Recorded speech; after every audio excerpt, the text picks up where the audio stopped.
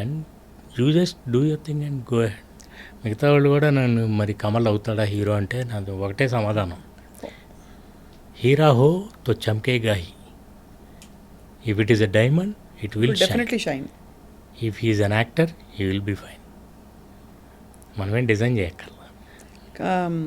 Sir మీరు as a director and as a dad ఎలా, how do you gauge? Very professional as a director.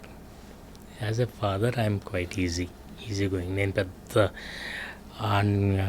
ఇలా చేయాలి అలా చేయాలి ఇలాంటివన్నీ చేయను, అంటే కావాలని చేయను అనమాట. నేను ఎందుకంటే సైనిక్ స్కూల్ నుంచి ఇండియన్ ఎయిర్ ఫోర్స్ నుంచి వచ్చాను, చాలా స్ట్రిక్ట్గా పెరిగాను. బట్ ఆ స్ట్రిక్ట్గా పెరిగినప్పుడు కోరుకునేవాళ్ళం ఇంకొంచెం ఈజీగా ఉంటే బాగుంది లైఫ్లో అని. ఇప్పుడు నేను కూడా అంతే స్ట్రిక్ట్గా వాడితే ఉన్నాను అనుకోండి, మారిపోతుంది. అప్పుడు నేను ఎలా అనుకున్నానో వాడే అలాగే అనుకుంటాడు కదా. అవును, సో లెట్ హిమ్ బి. అలాగే నా డాటర్ కూడా లవ్ చేశాను డాడీ అంటే ఓకే అని పెళ్లి చేశాను. సో అంటే ఎవరి విమానాలకి వాళ్ళే బాధ్యులు, అంతేనా? Correct correct. సార్ ఇప్పుడు ఐ వాజ్ జస్ట్ వండరింగ్, మీరు మిగతా సినిమాలు చూస్తారా? మిగతా వాళ్ళ సినిమాలని అంటే థియేటర్లో మై హాబీస్ పద్ధతిగా థియేటర్కి వెళ్ళి టెన్షన్గా వెళ్ళి. ఇప్పుడు మీరు అన్నారు సార్ రెస్పెక్ట్, హీరోయిన్ తనకి ఇష్టం లేకపోతే అని. ఒకవైపు మనం హిట్ చేస్తున్న సినిమాలు చూడండి, అందులో ఏంటి అంటే నన్ను ఆ డైరెక్టర్లు తిట్టినా కొట్టినా నన్ను క్షమించాలని కోరుకుంటూ ఒక ఈ పోరి నా పోరి అది అని చెప్పి ఒక సినిమా అర్జున్ రెడ్డి, అది అండ్ యానిమల్ సినిమాలో ఇంకా రకరకాల టార్చర్లు, టార్మెంట్లు, వేధింపులు, వాడి క్యారెక్టర్ అది మేమేం చేయమంటున్నారు అలా సృష్టించి ఒప్పించారు. ఇంకోవైపు అంటే ఇదే దీనిలో చూస్తే even big national award winning film like Pushpa, అందులో కూడా 5,000 ఇస్తాను ముద్దిస్తావా అంటాడు. అది మనకి జోక్ అయిపోయింది కదా సార్. అంటే నాకు ఆ డైలాగ్ నాకు ఎందుకు చివుకుమందంటే, సుకుమార్ గారు నాకు చాలా ఇష్టమైన డైరెక్టర్. రంగస్థలం ఆయన he brought out the best in all glamour actors అని చెప్పేవాళ్ళ నుంచి బెస్ట్ తీసుకొచ్చారు ఆయన బయటకని. చాలా మంచి సినిమా. కానీ ఈ సీన్ అక్కడ మొరటోడని తెలుసు, పుష్ప క్యారెక్టర్ పుష్పరాజు అయినా మనకు అది హీరోయిజం కింద నడిచిపోతుంది సమ్వేర్.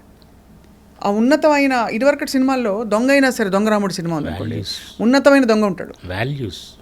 కానీ మరి దెన్ ఇప్పుడు ఈ కాలంలో మరి ఈ సోషల్ మీడియా చూసి మీరు ఎంత సాహసం చేశారనిపిస్తుంది. I think it's all temporary అండి. అంతేనా? Very temporary. ఆ సినిమా వరకే.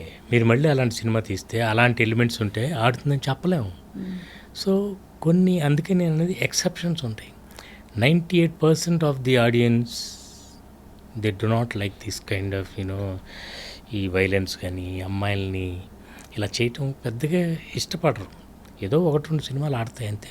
మీకు అన్ని సినిమాల్లో ఉంటే ఇప్పుడు మహానటి లాంటి సినిమా ఎంత క్లీన్గా ఉంటుందండి, మరి ఇట్ బికమ్ హ్యూజ్. అట్లా నా సినిమాలన్నీ క్లీన్ సినిమాలు. మేము I'm very particular about the dialogue. ఒక చిన్న మాట హర్ట్ చేయకూడదు అమ్మాయిని, లేడీస్ని.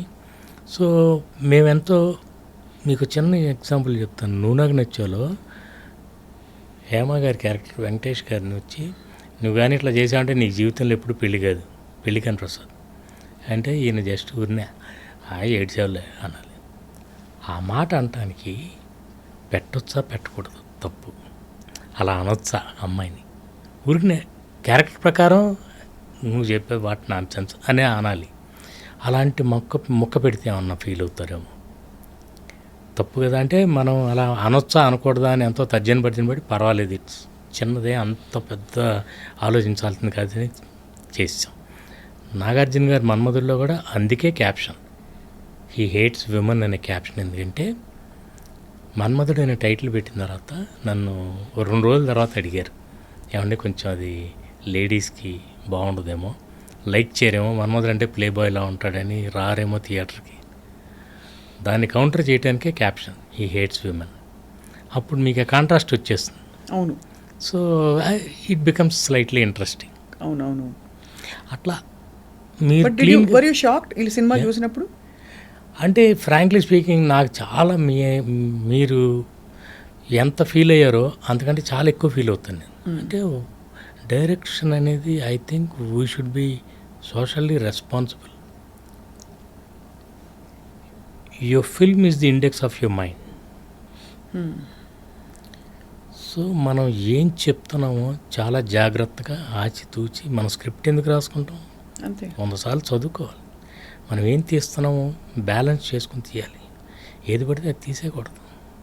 తీసేస్తే ఎలా ఉంటుందంటే, అంటే మనకు రెస్పాన్సిబిలిటీ ఉంది. మనల్ని నమ్మి టికెట్ కొని థియేటర్లోకి వచ్చి కూర్చుంటున్నారు.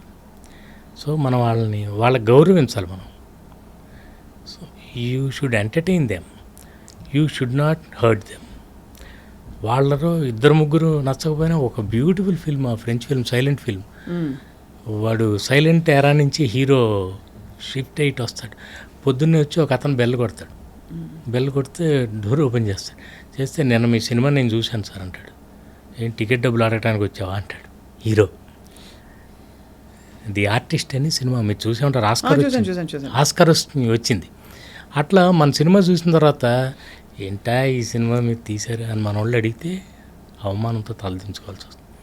అందుకని నేను అలాంటి వాటికి వెళ్ళను. ఇంకోళ్ళ గురించి నేను చెప్పను. కానీ అంటే బేసిక్గా నాకు కామెంట్ చేయటం ఇష్టం లేదు. సినిమా నచ్చలేదని చెప్తాం.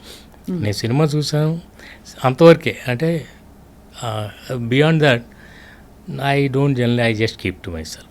సినిమా బాగుందా బాగాలేదా థియేటర్కి వెళ్ళి చూస్తాం.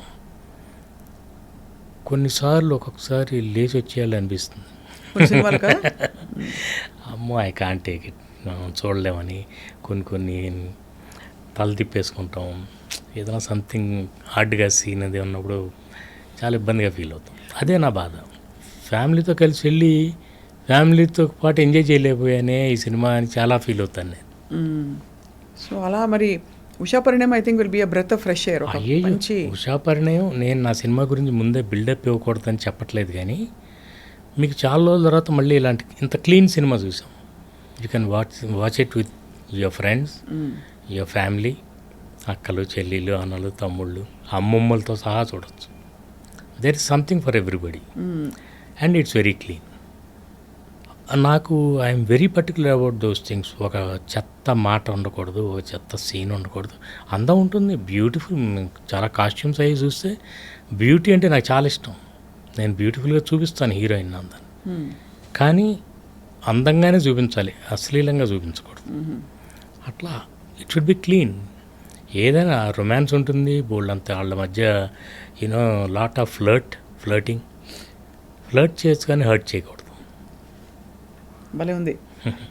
మీరే ఒక రైటర్ కదా సార్? అంటే ఇట్స్ మై హాబీ అండి. నేను మీరు బుక్స్ చదివిన మీ ఇంటర్వ్యూలు చూసినప్పుడు కూడా నాకు అంటే ఎలాంటి రైటర్స్ అండి, ఎలాంటిది ఇచ్చారు ఎంతో మనకి. అందుకే మొన్న కుర్రాళ్ళకి చెప్తూ తెలుగు వాళ్ళకి నేను చెప్పాను, మీరు దయచేసి తెలుగు సినిమా చూసి తెలుగు సినిమాలు తీయొద్దు. కొత్త వాళ్ళకి అప్కమింగ్ డైరెక్టర్స్ చదవండి, పాత వరల్డ్ సినిమా చూడండి, ఎలాంటి సినిమాలు ఉన్నాయో. నేను అక్కడి నుంచి తీసుకున్నవి చాలా ఉన్నాయి ఇన్స్పిరేషన్. కాపీ కొట్టింది ఏది డైరెక్ట్ కాపీ కొట్టాం, కానీ ఇన్స్పిరేషన్స్ వాట్ బుక్స్ ఏంటి అసలు. వాళ్ళు screen play, great screen play. మీరు లియో టాల్స్టాయ్, అన్నా క్యారెనినా చూస్తే మీకు బుక్ కాదు సినిమా కనిపిస్తుంది. అవును. అంటే ఒక రైల్వే స్టేషన్లో స్టార్ట్ అయ్యి క్లైమాక్స్ మళ్ళీ అక్కడికి వస్తుంది. ఎంత అందంగా ఉంటాయంటే అలాంటి. అంటే వాళ్ళకి ఎలా ఈ స్క్రీన్ ప్లే. ఆ రోజుల్లో ఏమీ లేదు, కెమెరా లేదు, నథింగ్, ఏమీ లేదు. వాళ్ళ విజనే ఒక సినిమా లాగా అనమాట. అవునవునవును సార్. అలా గ్రేట్ బుక్స్, కొత్త ఒక్కొక్క బుక్లో ఒక variety. Commercial writers also. Ayn Rand గారు, ఆవిడ నాకు తెలియదు బిగినింగ్లో. సిసిల్ బి డిమెల్ గారు ఒకసారి కార్ డ్రైవ్ చేసుకుంటూ స్టూడియోలోకి వెళ్తుంటే ఆవిడ బయట వెయిట్ చేస్తుంటే ఈ పిక్చర్ అప్ ఆవిడకి లిఫ్ట్ ఇచ్చారు. లిఫ్ట్ ఇస్తే వెళ్ళి, సార్ మీ ఇట్లా స్టోరీ ఉంది, నేను రైటర్ అనేది చెప్తే ఎవరు సినిమా ఫీల్డ్లో ఆవిడకి అవకాశం ఇవ్వాల. అబ్బో ఈ కథలన్నీ మనం సినిమాలు ఎలా తీస్తామని. తర్వాత ఆవిడ సినిమాలంటే చిరాకు పుట్టి వెళ్ళి ఆవిడ మొదలుపెట్టిన తర్వాత యూనో ఆ రోజు నా ఇంటర్వ్యూలో నేను ఆర్జీవి గారు మీతో చెప్పిన ఆ మాట నేను కంప్లీట్గా ఏకీభవిస్తాను. Even I don't like her, but I like her style of writing. ఆవిడ శైలి టెరిఫిక్ అనమాట. అలా ఎన్నో కథలు ఉన్నాయి. అలాంటి కథలు మార్గరెట్ మిచెల్ మీరు వినే ఉంటారు. అంటే ఈరోజు వరకు ఆవిడ మళ్ళీ ఇంకో బుక్ రాయలేదు. Gone with the wind book రాసిన తర్వాత అంతకంటే బెటర్ నేను రాయలేనని మళ్ళీ రాయలేదు. ఎంత పెద్ద హిట్ ఆ సినిమా కూడా. అవును బా. అందులో 2-3 సీన్లు నేను లేపాను కూడా. అంటే కాపీ కొడతాం కాదు, ఇన్స్పైర్ అయ్యారు. ఇన్స్పైర్. ఓకే, చాలా బాగుంది ఇక్కడ